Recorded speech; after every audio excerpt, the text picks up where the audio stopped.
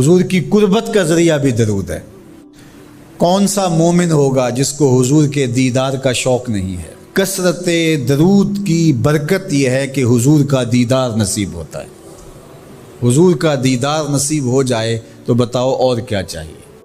اللہ اکبر۔ فرمایا جو میرے اوپر ایک مرتبہ درود بھیجتا ہے اللہ اس پر 10 رحمتوں کا نزول فرماتا ہے۔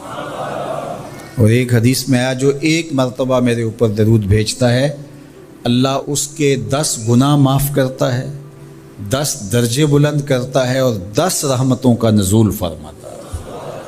تو درود پڑھا حضور پہ کام اپنا بن رہا ہے۔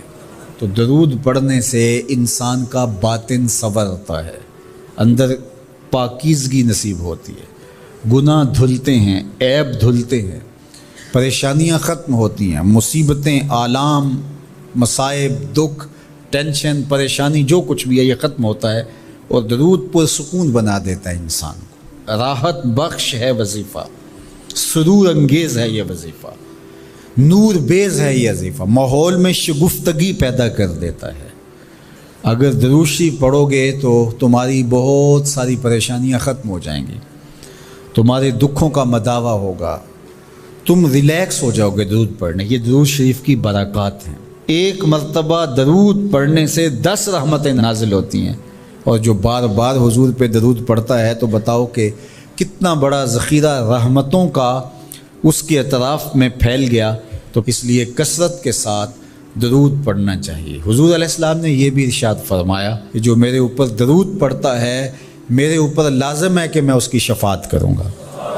شفاعت رسول کے حصول کا ذریعہ درود بنتا ہے، چونکہ ہمارا آسرا ہی حضور کی شفاعت ہے۔ وہ دامن شفاعت کھولیں گے تو ہم گناہ گاروں کا کام بنے گا۔ اور وہ نصیب کیسے ہوگی حضور علیہ السلام کی شفاعت؟ کثرت درود سے۔ یہ بھی ارشاد فرمایا آقا کریم نے قیامت کے دن میرے سب سے زیادہ قریب وہ ہوگا جو کثرت کے ساتھ میرے اوپر درود پڑھنے والا ہوگا۔ اللہ کا فرشتوں کی مجلس میں حضور کی ثنا کرنا یہ درود ہے۔ حضور کی مدح فرمانا، محبوب کی شانوں کو بیان فرمانا۔ یہ صحیح بخاری میں صلاۃ کا ترجمہ حضرت ابو العالیہ رضی اللہ تعالی عنہ سے کیا گیا ہے۔ تو پھر درود کا مفہوم بہت وسیع ہے۔ حضور کی مدح و توصیف، حضور کے حسن کا بیان، حضور کے خصائل کا عنوان، آقا کریم کے شمائل کا تذکرہ، حضور علیہ السلام کے فضائل کی باتیں، حضور کی عظمتوں کا عنوان، یہ سب کچھ درود کے زمرے میں آتا ہے۔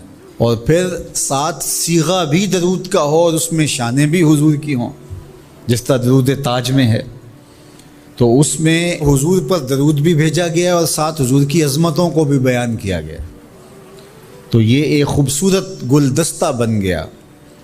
درود شریف کے جو مفاہیم بیان کیے گئے ہیں ان سب مفاہیم کو یہ اپنے جلو میں لیے ہوئے ہے یہ درود۔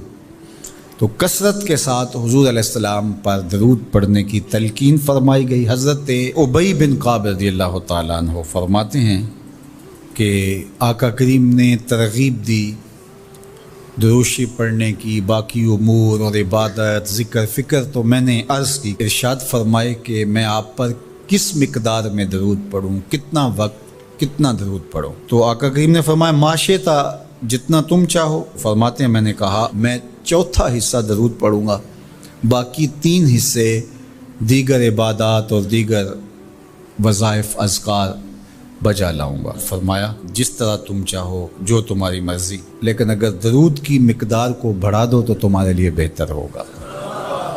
تو میں نے کہا النصف، میں آدھا وقت درود پڑھا کروں گا اور باقی چیزیں باقی آدھے وقت میں کروں گا۔ فرمایا جس طرح تم چاہو، لیکن اگر درود کی مقدار کو بڑھا دو تو تمہارے لیے بہتر ہوگا۔ میں نے کہا کہ حضور میں 2 حصے درود پڑھوں گا اور 1 حصہ باقی وظائف اوراد بجا لاؤں گا۔ فرمایا جیسے تمہارا دل چاہے، لیکن اگر تم درود کی مقدار کو بڑھا دو تو تمہارے لیے بہتر ہوگا۔ فرماتے ہیں میں نے کہا حضور میں پڑھوں گا ہی درود، سارا وقت میں آپ پہ درود ہی پڑھتا رہوں گا۔